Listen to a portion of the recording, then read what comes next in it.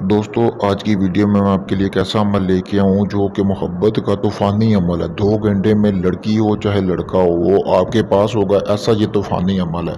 सबसे पहले आपने इसको करना क्या है कि इसके लिए आपको चाहिए एक कपड़ा ले लेना, आपने अपने हाथ जितना टुकड़ा, और एक आपने मार्कर ले लेना है बाज़ार से, ठीक है।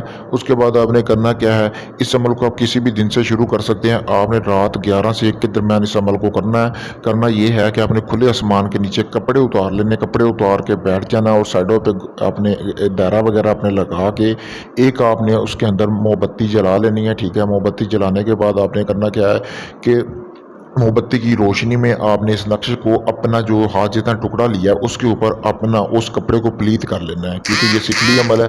प्लीत करने के बाद आपने करना क्या है कि उसके ऊपर जो अपनी मनी वगैरह यानी कि जो आपके है वो आपने उसके ऊपर गिराना है। गिरा के वहाँ पे आपने बैठ के प्लीत होना है। प्लीत होने के बाद आपने ऐसे ही ये जैसा कि आपको सामने स्क्रीन पर नक्श नज़र आ रहा है ऐसे ही आपने लिखना है।